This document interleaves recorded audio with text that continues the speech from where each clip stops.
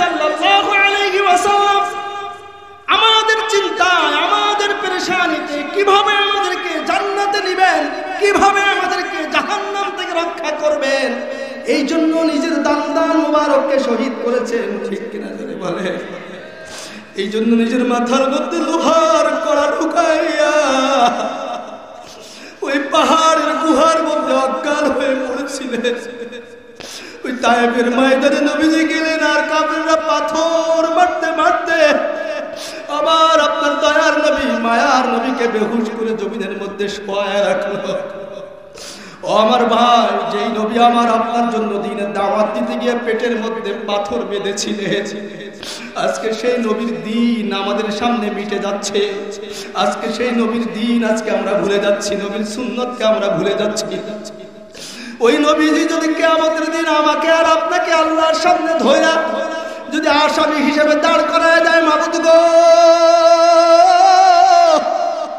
আপনি সূরা ফাতার মধ্যে ঘোষণা করছেন আমার আগের পরের সমস্ত গুনাহ আপনি মাফ করে দিয়েছেন, আমার শরীরের মধ্যে একটা মশা মাছি বসাকে আপনি হারাম করে দিয়েছিলেন গো আল্লাহ।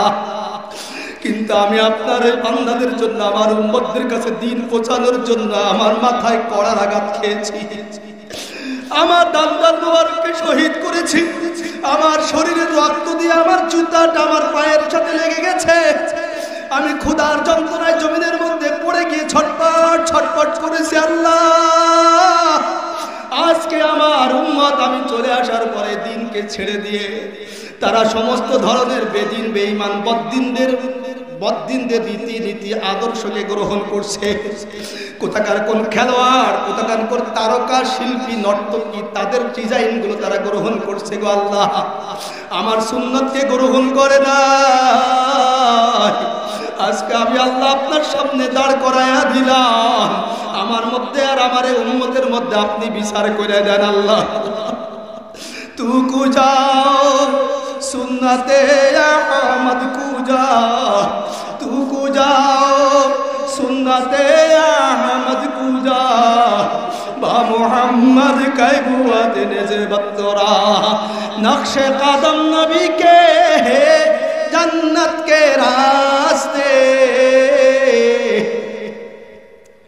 नक्शे कदम नबी के है जन्नत के रास्ते, अल्लाह से भी मिलाता है सुन्नत के रास्ते, जन्नत से भी मिलाता है जब सुन्नत के रास्ते।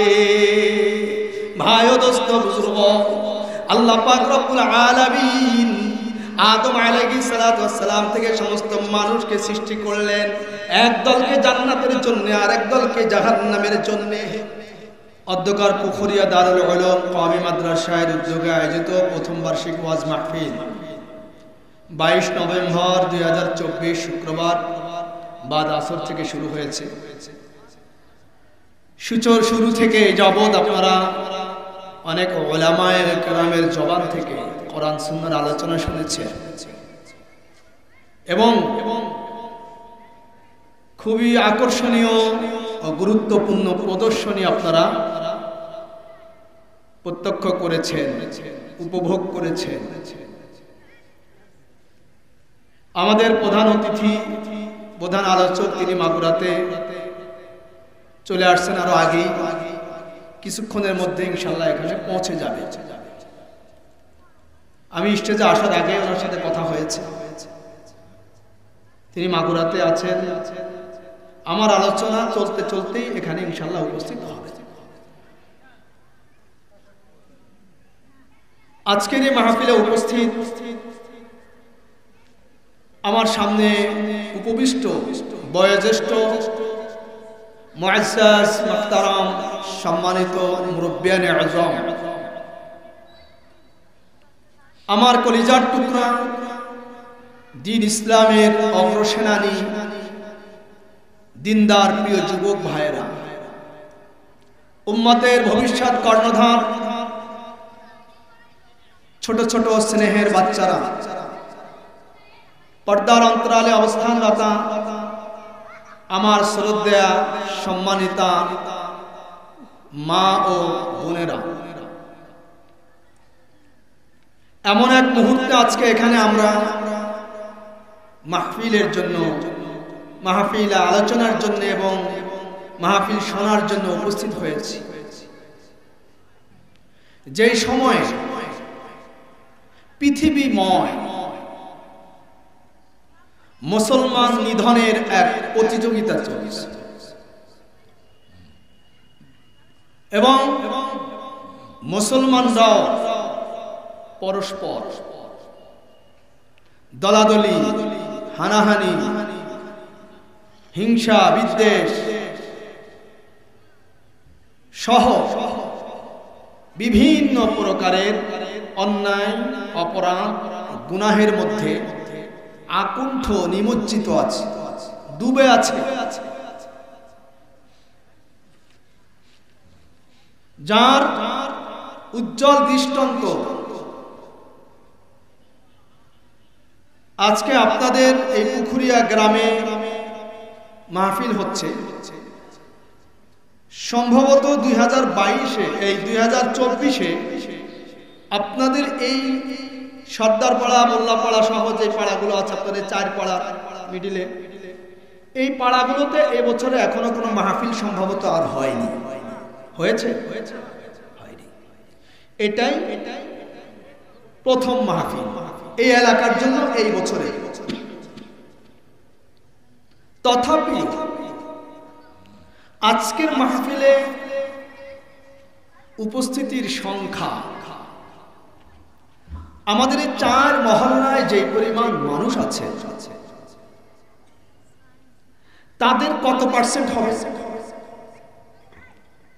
এই 4 মহল্লায়, 4 পাড়ায় যে পরিমাণ মানুষ মাহফিলে আসার মতো বয়সের আছেন, এই উপস্থিতি তাদের তুলনায় কত পার্সেন্ট হবে?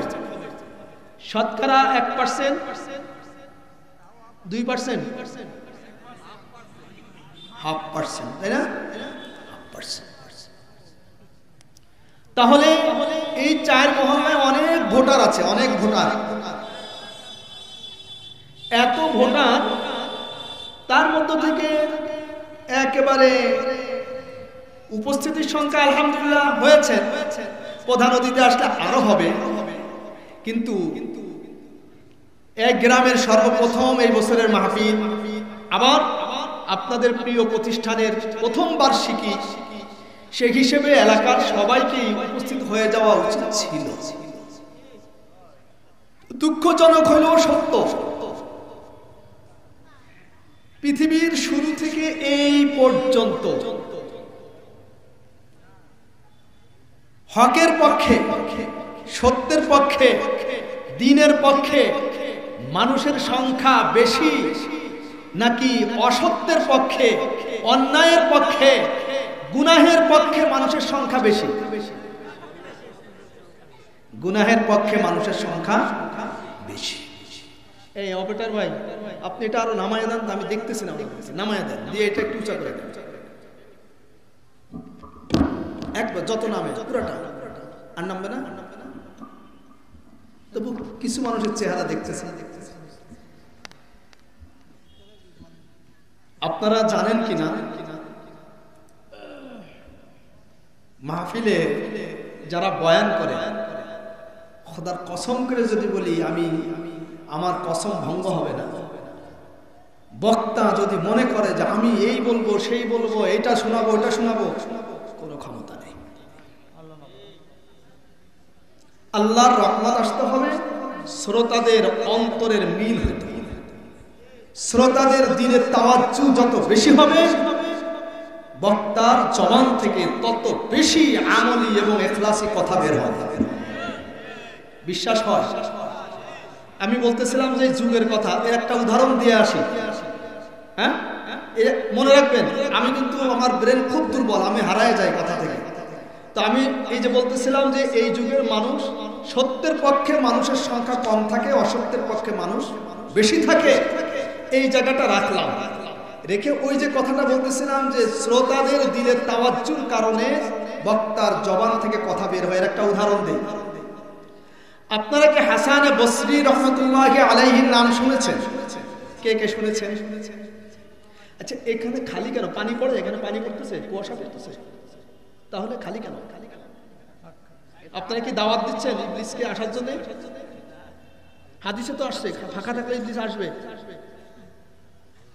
এই ছোট বাচ্চারা আগাও, মুরব্বীরা উঠতে কষ্ট হবে, ছোটরা আগাও তো, খালি জায়গা পূরণ করো। আচ্ছা, আমি কিন্তু আপনাদের এলাকারই ছেলে, বেয়াদবি হইলে আমাকে বলবেন তুমি এটা বেয়াদবি করছো, আমি মাপ চাবো। কিন্তু আমি যা বলছি তো কোরআন হাদিসের কথা বলবো ইনশাআল্লাহ। এইজন্য তো শুনতে রাজি আছেন না ইনশাআল্লাহ? কে কে রাজি আছেন? আল্লাহ সবাইকে তৌফিক দান করেন এবং আমাদের এই শোনাকে নাজাতের ওসিলা বানায় দেন। হাসানে বসরির নাম শুনেছেন? কে কে যেন আমার মনে নাই, কতজন হাত তুলছেন দেখি, কে কে নাম শুনেছেন?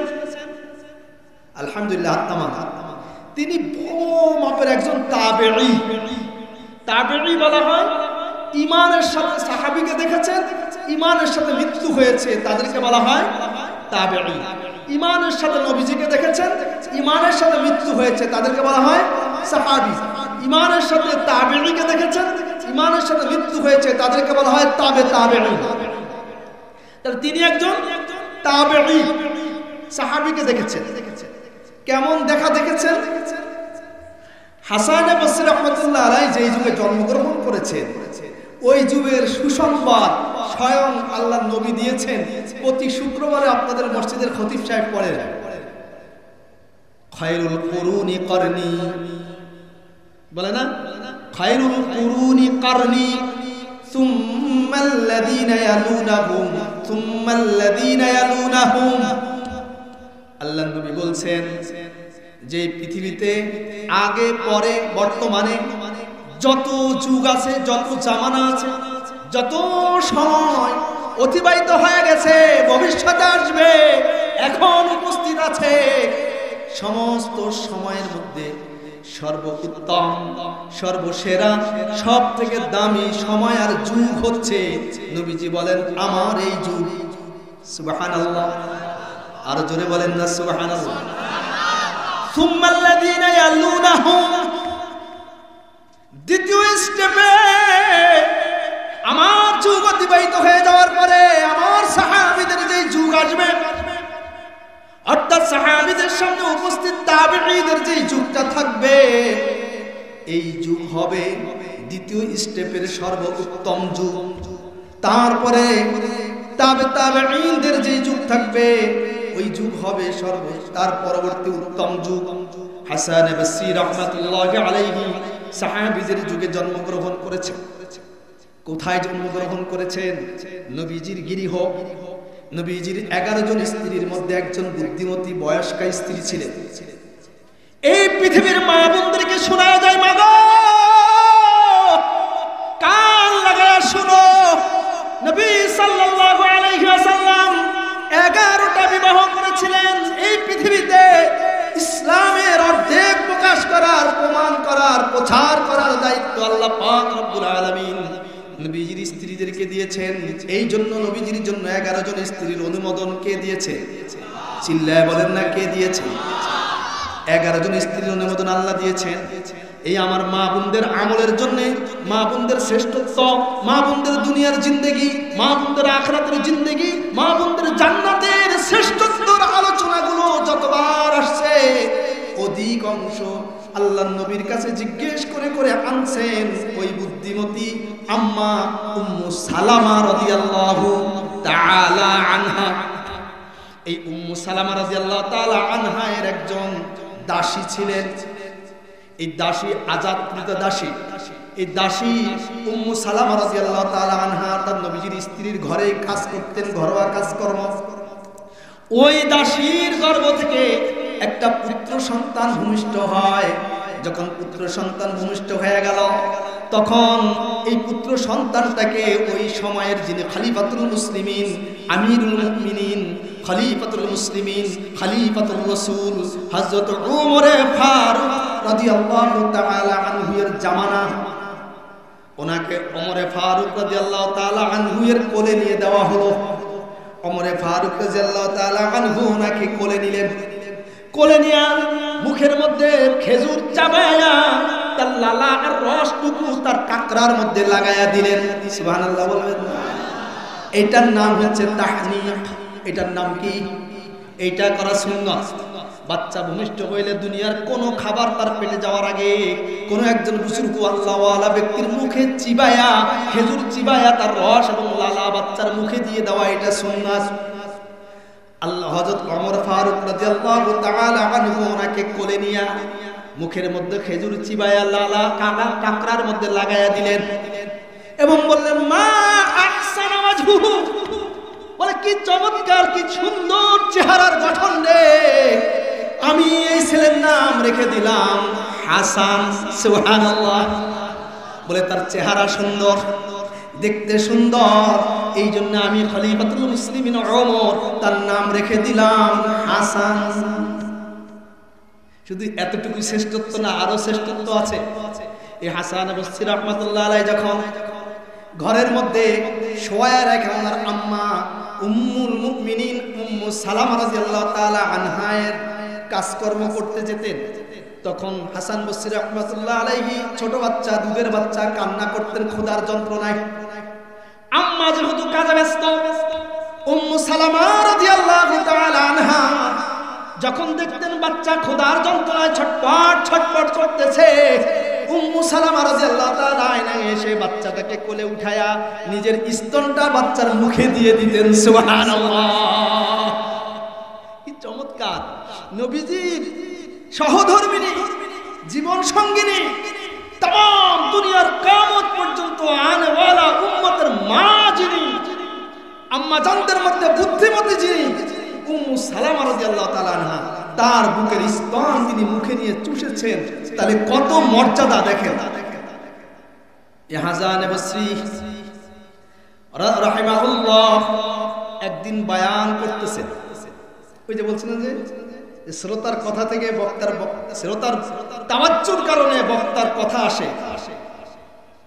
উনি আলোচনা করছেন কোরআনের এক আয়াত। কোরআনের এক আয়াত আল্লাহ তাআলা কাফের এবং মুমিনদের মাঝে ডিভাইডেড সৃষ্টির জন্য একটা আয়াত নাযিল করেছেন। ওয়ামতাজুল ইয়াওমা আইয়ুহাল মুজরিমুন। কিয়ামতের দিন আল্লাহর ঘোষণা হবে, কাফের, মুশরিক, বেঈমান, বেঈমানরা মুমিন থেকে আলাদা হয়ে যাও।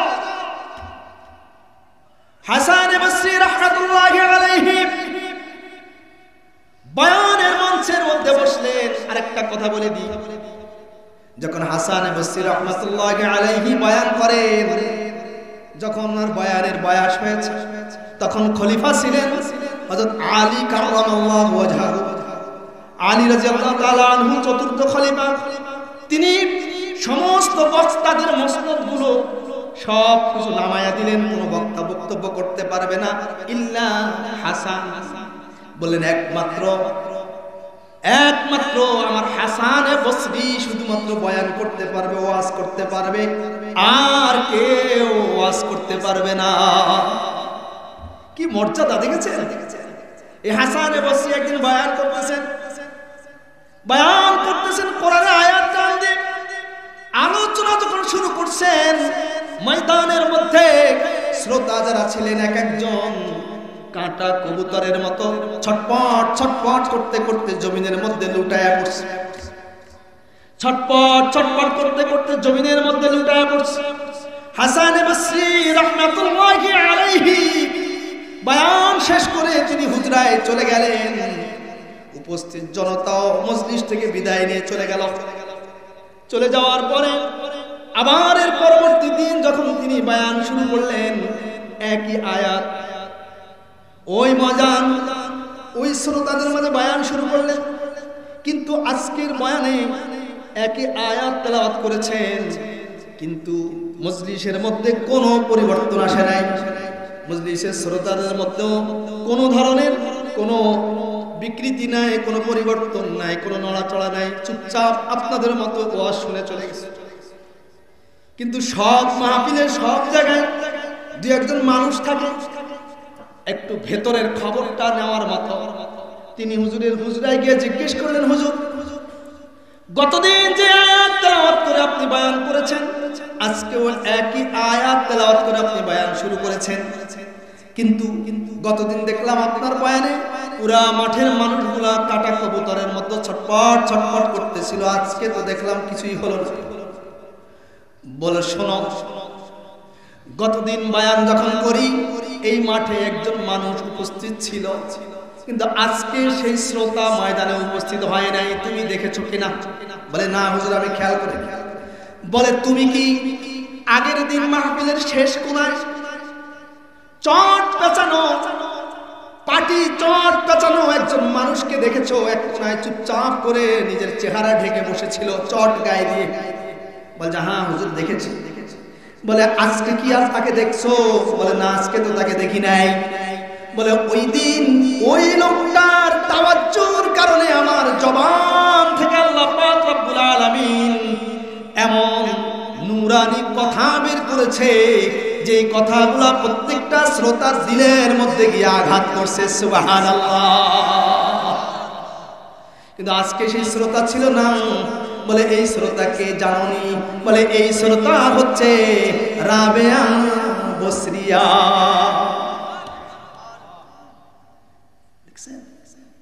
শুধু বক্তার দোষ দিয়ে লাভ নাই, শ্রোতাদের কোয়ালিটিও উন্নত হইতে হবে। বক্তা যদি আসার সময় নিয়ত করে সুর সার দিয়ে হাসায় কান্দায় নারায় তাকবীর দিয়ে চলে আসবো, আবার এক দাওয়াত হবে পরবর্তী বছর। আর শ্রোতা যদি মনে করে কত সুন্দর কইতে পারে, কান্দাইতে পারে, হাসাইতে পারে, নাচাইতে পারে। এখন তো ওয়াজের মাহফিল প্যান্ডেল গুলো হয়ে গেছে একেবারে জেমসের গানের প্যান্ডেল। গান গাওয়া, এ করা সে করা, এটা হলো ওয়াজের প্যান্ডেল হয়ে গেছে। এগুলো দ্বারা হেদায়েত আসে নাই। এই গান গুন দিয়ে হেদায়েত আসে নাই, নাচ গান দ্বারা হেদায়েত আসে নাই, ঢোল তবলা দ্বারা হেদায়েত আসে নাই। হেদায়েত আসছে আল্লাহ ওয়ালাদের দিলের শুধু আহ উহ দ্বারা হেদায়েত আসছে। এই প্যান্ডেল গুলোকে ওই আল্লাহ ওয়ালাদের সেই মাকামে রাখতে হবে। যতদিন থাকবে ততদিন হেদায়েত মাহফিল থেকে হবে। আর যখন এই মাহফিল থেকে এগুলো বিদায় হয়ে গেছে, এখন মাহফিল হয় কিন্তু মাহফিলের নামে মেলা বসে। ভাইয়েরা, আমি বলছিলাম যে বর্তমান জামানায় যে আপনাদের এলাকার মানুষের সংখ্যা অনুযায়ী এখানে উপস্থিতির সংখ্যা কম, কিন্তু সব মানুষ আসলে এই মাঠ জায়গা হতো না। কিন্তু ভাই ও দোস্ত, আজকে যে কোরআনের তাফসীর হচ্ছে, আলোচনা হচ্ছে, এখানে হবে, এইটা কি শুধুমাত্র এই কয়জন মানুষের জন্য? কোরআনকে এই কয়জন মানুষের জন্য? আল্লাহ কোরআনকে বলছেন, কোরআনের কার্যক্রম কি, কোরআনের পর নাজিল করার উদ্দেশ্য সম্পর্কে আল্লাহ পাক রব্বুল আলামিন সূরা বাকারার মধ্যে বলেন, শাহরু রমাদানাল্লাযী উনসিলা ফীহিল কুরআন হুদাল লিন-নাস ওয়া বায়্যিনাতিন মিনাল হুদা ওয়াল ফুরকান। আল্লাহ পাক রব্বুল আলামিন বলেন, ও দুনিয়ার মানুষেরা শুনো, তোমাদের হেদায়েতের জন্য, তোমাদের আমলের মজবুতির জন্য এবং তোমাদের এই দুনিয়ার জিন্দেগিকে আখিরাতের জন্য প্রস্তুত করার জন্য আমি এক গ্রন্থ নাজিল করেছি।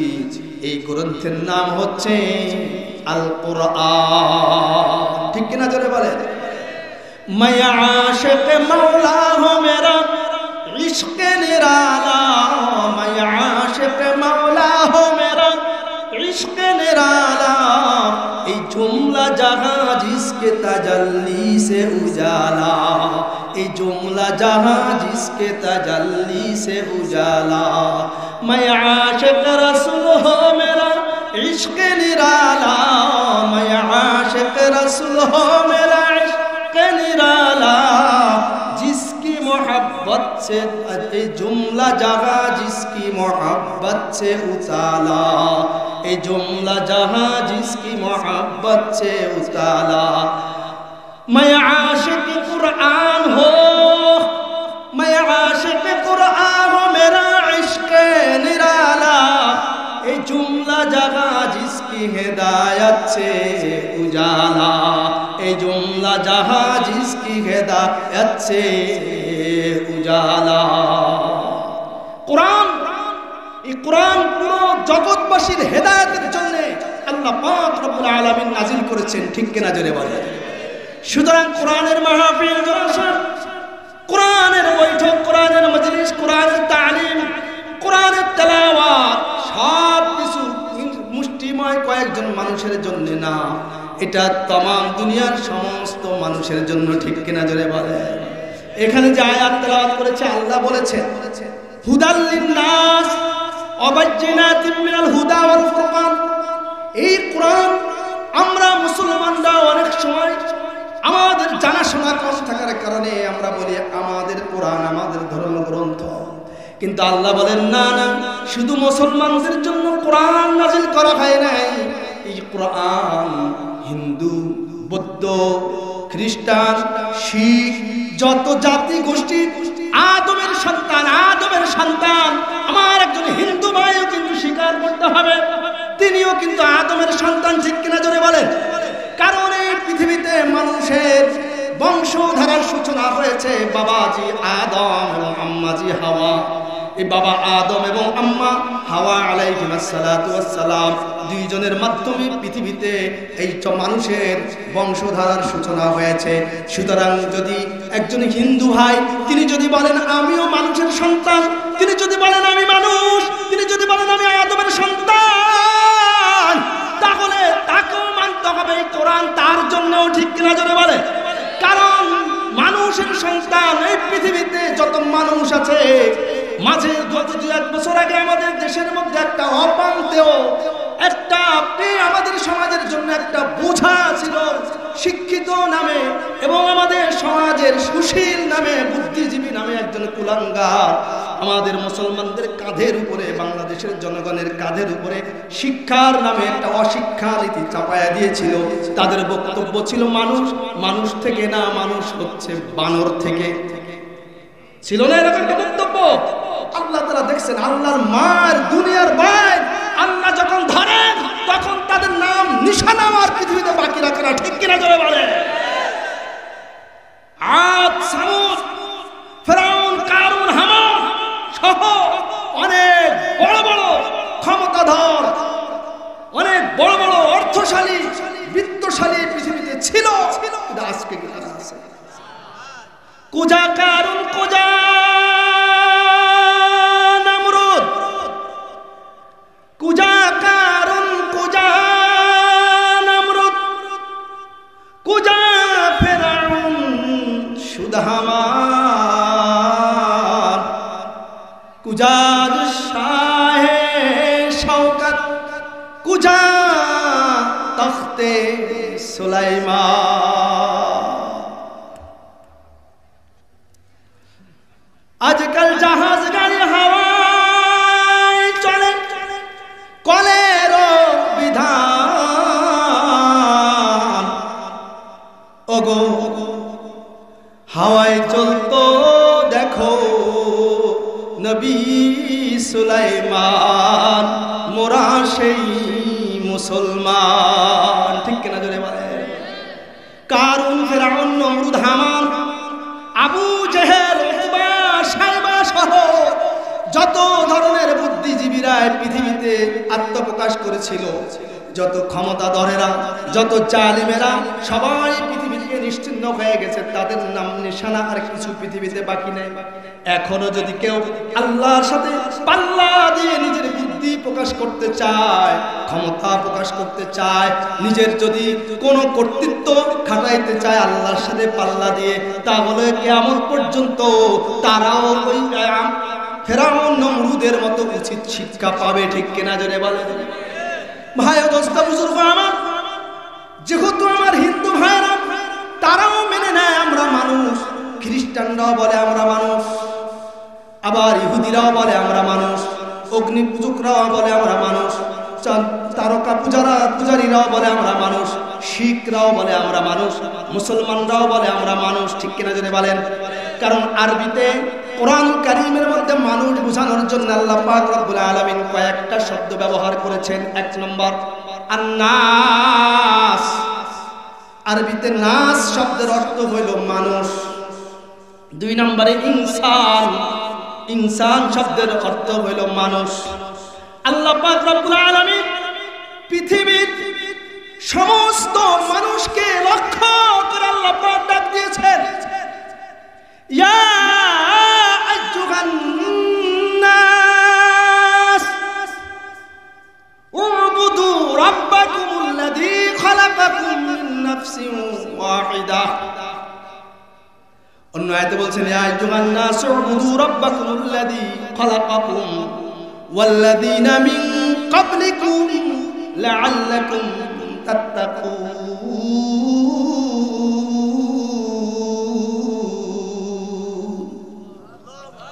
আল্লাহ পাক রব্বুল আলামিন ঘোষণা করছেন, ও দুনিয়ার মানুষেরা, তোমরা তোমাদের রবের ইবাদত করো। কার ইবাদত? রবের ইবাদত করো। রব কাকে বলা হয়? রব কাকে বলা হয়? শুনেন, রব বলা হয় যিনি তারবিয়াত করেন, যিনি লালন পালন করেন, তাকে বলা হয় রব। একজন মানুষ, ওই যে রুহুটাকে আল্লাহ তাআলা সৃষ্টি করেছেন, হাদিসের মধ্যে আসছে আল্লাহ পাক রব্বুল আলামিন বাবা আদম আলাইহিস সালাতু ওয়াস সালামকে যখন রুহু দিলেন, সৃষ্টি করলেন, সামনে পেশ করে আল্লাহ পাক রব্বুল আলামিন আদম আলাইহিস সালাতু ওয়াস সালামের ডান কাঁধের পেছনে এভাবে হাত বুলালেন। হাত বুলানোর পরে হাতের মধ্যে কোটি কোটি পিঁপড়ার আকৃতির মানুষের রুহুগুলো চলে আসছে। প্রত্যেকটা রুহুটা চকচক চকচক করতেছে, ঝলমল ঝলমল করতেছে। মনে হয় এখানে যারা উপস্থিত তাদের সবার রুহুগুলো এই হাতের মধ্যেই ছিল, ডান হাতের মধ্যে। এই হাতের মধ্যে চকচক ঝকঝক করতেছে। আল্লাহ পাক রব্বুল আলামিন এই হাতটাকে টান দিয়ে জমিনের মধ্যে ফেলে দিয়ে বললেন, লা উবালু বিহি, আমি এই ব্যাপারে কোনো পরোয়া করি না, এরা সবাই জান্নাতি। সুবহানাল্লাহ। আবার বাম পাশে হাত মারলেন, বাম পাশে হাত মেরে আবার হাতের মধ্যে এরকম হাজার হাজার কোটি কোটি এই রুহুগুলো পিঁপড়ার আকৃতিতে চলে আসছে, কিন্তু এগুলো সব কয়লার মতো কালো। আল্লাহ পাক রব্বুল আলামিন এই হাতকে জমিনের মধ্যে ঝাড়া দিলেন, জমিনের মধ্যে ছড়ায় দিয়ে আল্লাহ বললেন, এদের ব্যাপারেও আমার কোনো পরোয়া নাই, যা এদেরকে জাহান্নামের জন্য আমি সৃষ্টি করে দিলাম। এরা হলো জাহান্নামী আর এরা হলো জান্নাতি। আসহাবুল মাইমানা ওয়া আসহাবুল মাশআমা, আসহাবুল ইয়ামিন ওয়া আসহাবুশ শিমাল, বলে ডানপন্থী আর বামপন্থী আছে না আমাদের দেশে? বলে এক শ্রেণীর মানুষ নিজেদেরকে বামপন্থী বলে গর্ব করে, ঠিক কিনা? বামপন্থী, বামপন্থী মোর্চা, বামপন্থী দল, বামপন্থী ছাত্র ইউনিয়ন, বামপন্থী এই সেই, এরকম আছে কিনা জোরে বলে? কিন্তু আল্লাহ কোরআনের মধ্যে বলছেন আসহাবুল ইয়ামিন ওয়া আসহাবুল ইয়ামিন, আসহাবুশ শিমাল, আবার বলছে আসহাবুল মাইমানা ওয়া আসহাবুল মাশআমা, বলে ডান দিকে ডান হাতে যারা ছিল এরা হলো দক্ষিণ পাশে অর্থাৎ ডান পাশে, আর এরা বাম পাশে, বলে ডান পাশ ওয়ালারা সব জান্নাতি, বাম পাশ ওয়ালারা সব জাহান্নামী। ভাই ও দোস্ত বুজুর্গ আমার, আজকে যারা মাহফিলের আওয়াজ শুনা, কোরআনের আওয়াজ শুনা, কোরআনের দাওয়াত পাওয়ার পরও গুনাহের ফিকির নিয়া বাজারে বাজারে ঘুরে, মেলায় মেলায় ঘুরে, ঘরের কোনায় কোনায় ঘুরে, বাগানে বাগানে ঘুরে, বলে এরা কোন দলে যাবে আল্লাহ পাক কি ভালো জানে। কিন্তু আল্লাহর কাছে দোয়া করি, মাবুদ গো,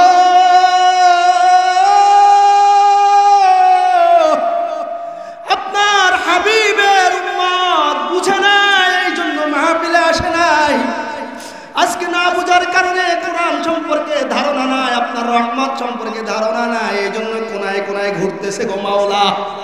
আপনি আমার ভাইদেরকে মাফ কইরা তাদের দিলটাকে আপনি মাহফিলের দিকে ঘুরাইয়া দেন। জোরে বলেন আমিন, আরো জোরে বলেন আমিন। দিন কি सूरज, दिन की सूरज डूब रही है हम लोगों के सामने, दिन की सूरज डूब रही है हम लोगों के सामने, क्या जवाब है रोज़े महशर मुस्तफा की सामने।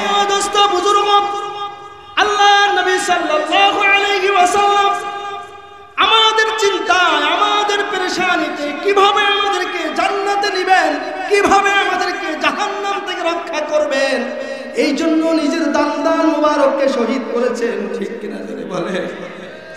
এই জন্য নিজের মাথার মধ্যে লোহার কড়া ঢুকাইয়া ওই পাহাড়ের গুহার মধ্যে অজ্ঞান হয়ে পড়েছিলেন। ওই তায়েফের ময়দানে নবীজি গেলেন, আর কাফেররা পাথর মারতে মারতে আবার আপনার দয়ার নবী মায়ার নবীকে বেহুশ করে জমিনের মধ্যে শোয়ায় রাখলো।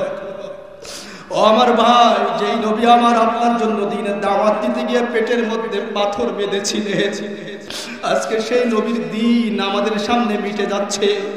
আজকে সেই নবীর দিন আজকে আমরা ভুলে যাচ্ছি, নবীর সুন্নতকে আমরা ভুলে যাচ্ছি।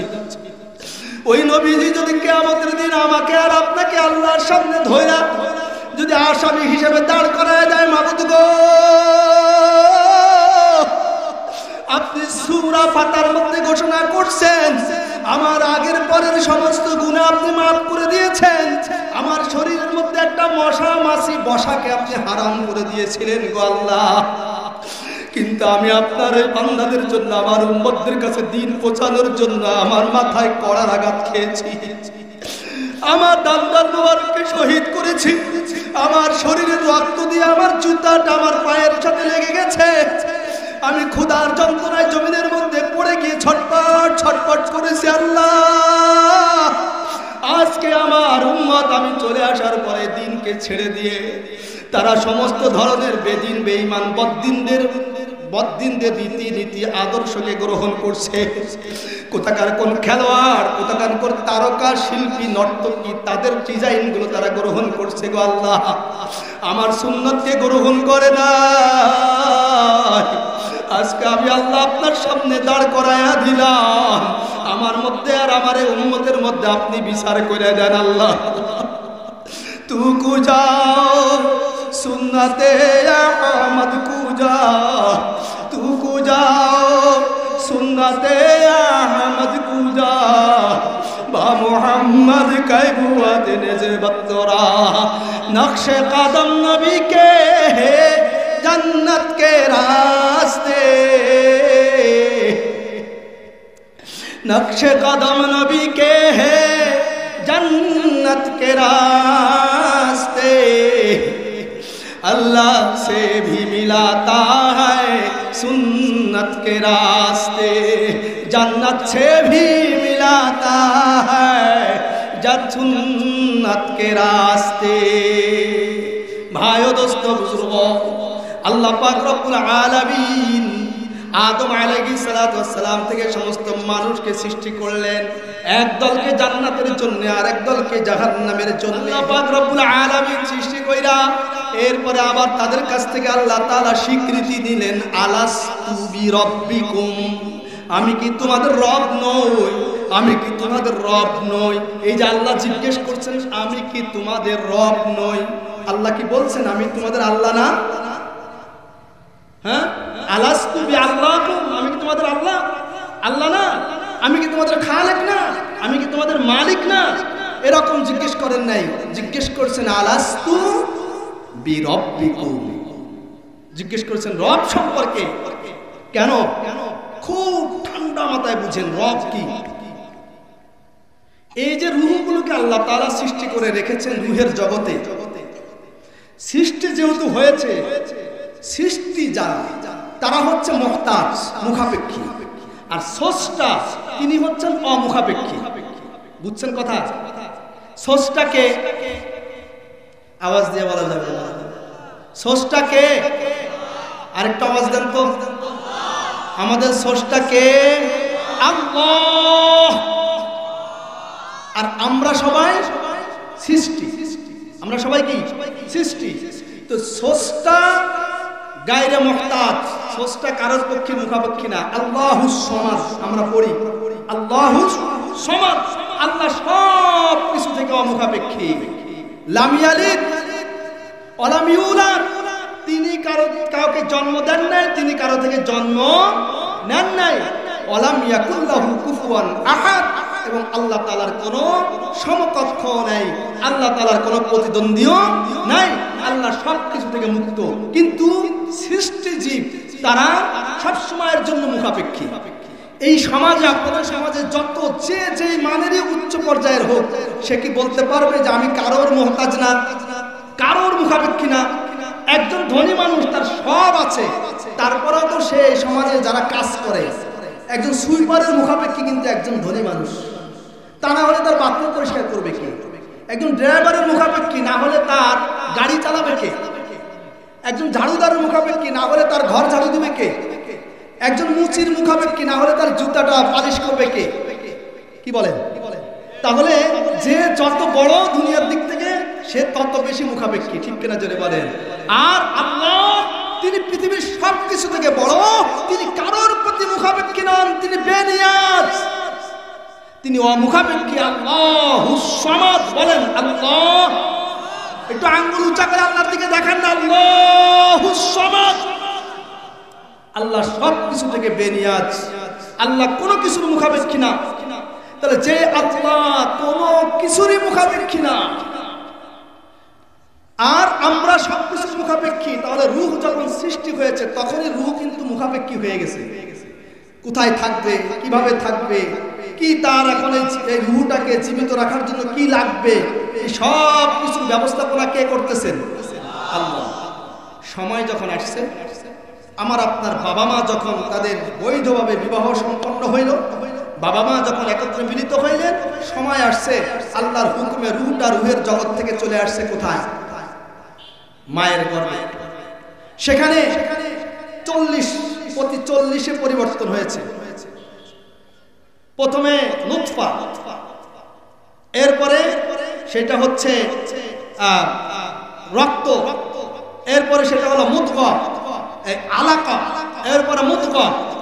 তাহলে প্রথমে হলো নাপাক পানি, এরপরে রক্তের একটা পিণ্ডুলি, এরপরে গোস্তের একটা টুকরা, এরপরে পর্যায়ক্রমে প্রতি 40-40 আল্লাহ তাআলা ধাপে ধাপে তার দেহকে গঠন করলেন মায়ের গর্ভের মধ্যে। তাহলে মায়ের গর্ভে এই সন্তানটাকে মানে গঠন করা, তাকে পরিচর্যা করা, তার প্রত্যেকটা অঙ্গ প্রত্যঙ্গ যথা জায়গায় স্থাপন করা, তাকে জীবিত রাখা, এই সব কিছু কি ওই যে মায়ের গর্ভের বাচ্চা মায়ের পক্ষে কি সম্ভব? বুঝেন নাই? মায়ের গর্ভের সন্তানটাকে কি মা খাওয়াইতে পারবে? হ্যাঁ, মার পক্ষে খাওয়ানো সম্ভব? মার পক্ষে অক্সিজেন দেওয়া সম্ভব?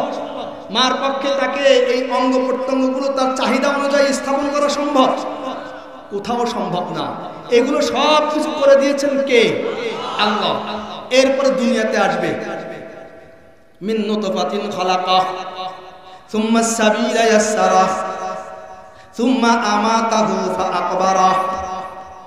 আল্লাহ বলেন নুতফা, নাপাক পানি থেকে মায়ের গর্ভে সৃষ্টি করা হয়েছে। এরপরে মায়ের গর্ভ থেকে দুনিয়া আসার জন্য একটা সংকীর্ণ পথকে আল্লাহ তাআলা বাচ্চা আসার মতো করে তাকে প্রশস্ত করে দিলেন। সুবহানাল্লাহ। তাহলে এই যে দুনিয়াতে আনছেন, আসার পরে মা তো বাচ্চা ভূমিষ্ঠ করতে গিয়ে ক্লান্ত শ্রান্ত, কি বলেন, একটা বাচ্চা জন্ম দেওয়া আর যুদ্ধ করা, যুদ্ধের থেকেও আরো কষ্ট। এই বাচ্চা ভূমিষ্ঠ করে মা ক্লান্ত শ্রান্ত, রাতের বেলায় বাচ্চাকে পাশে নিয়ে মা শুয়ে আছেন। এখন মা এত ক্লান্ত যে এই মা ঘুমায় গেছেন, ঘুমের মধ্যে মায়ের হাতটা বাচ্চার পেটের উপরে পড়ে, মায়ের বুকের, বাচ্চার বুকের উপরে পড়ে, নাকের উপরে পড়ে, মাথার উপরে পড়ে, কিন্তু বাচ্চা মায়ের হাতটা এত ওজন, এই ছোট্ট বাচ্চা ওজনটা বরদাস্ত করার মতো ক্ষমতা নাই, ঠিক কিনা জোরে বলে? কিন্তু ভাইয়েরা আমার, বাবা যারা মনোযোগ সহকারে শুনেন, খুব কম আমাদের কানে আওয়াজ আসে ওই এলাকার একটা ছোট্ট বাচ্চা ঘুমের মধ্যে মারা গেছে, এরকম ঘটনা খুব কম আমরা শুনি। তার কারণ কি? বলে 100%-এর আমরা যদি হিসাব মিলাই 100% সম্ভাবনা আছে এই বাচ্চার মৃত্যু হয়ে যাওয়া মায়ের কাছে শুয়ে শুয়ে। কিন্তু না না, আল্লাহ পাক রব্বুল আলামিন মায়ের হাতের ওজনটাকে উঁচা করে রাখার জন্য ওই বাচ্চার সাথে 10 জন ফেরেশতা নিযুক্ত করে রেখেছেন। সুবহানাল্লাহ। आँखों दावत दे के हंगामे सहा कर दे कौमे लूटे राजे रोज़ाबोर आके लुटे खेशराई जहारे का बाखलीलाश नारे रागुल झारे का। আল্লাহর কুদরত আল্লাহ যুগে যুগে প্রকাশ করেছেন। এই ছোট্ট বাচ্চাটাকে আল্লাহ তাআলা মায়ের হাতের চাপ থেকে রক্ষা করতেছেন। এরপরে বাচ্চাকে দুধ পান করাচ্ছেন। বাচ্চা আসার আগে মায়ের স্তনে দুধ নেয়, বাচ্চা আসবে তো দুধ চলে আসছে। শীতকালেও বাচ্চার জন্য উপযোগী কুসুম গরম গরম দুধ আল্লাহ তাআলা মায়ের স্তনে দিয়ে রাখছেন। সুবহানাল্লাহ। এখন আমি যেটা বলছিলাম, রব কাকে বলে? রব বলা হয় শুরু থেকে নিয়ে মৃত্যু পর্যন্ত একজন মানুষকে লালন পালনের জন্য, জীবন ধারণের জন্য যা কিছু প্রয়োজন, অক্সিজেন প্রয়োজন, আলো প্রয়োজন, মাটি প্রয়োজন, সুস্থতার প্রয়োজন, খাদ্যের প্রয়োজন, আদর, ভালোবাসা, সোহাগ, স্নেহ, মমতা, যা কিছুর প্রয়োজন সব কিছু ব্যবস্থাপনা করে ধীরে ধীরে ধীরে ধীরে যেই সত্তা কোনো মানুষকে, কোনো প্রাণকে লালন পালন করে, পূর্ণতায় পৌঁছায়, আবার পূর্ণতা থেকে ধীরে ধীরে ধীরে ধীরে তাকে একেবারে নিঃশেষ করে দেন, ওই সত্তার নাম হচ্ছে রব। সুবহানাল্লাহ। রব কাকে বলা হয়? যিনি আমার সব চাহিদা পূরণ করে আমাকে লালন পালন করেন, আমাকে জীবন ধারণ করেন, সবকিছু যিনি ব্যবস্থা করেন, তার নাম কি? রব।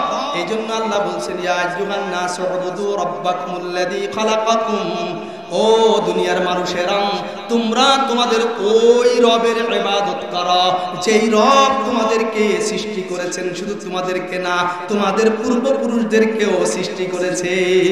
ঠিক কিনা যেন বলে?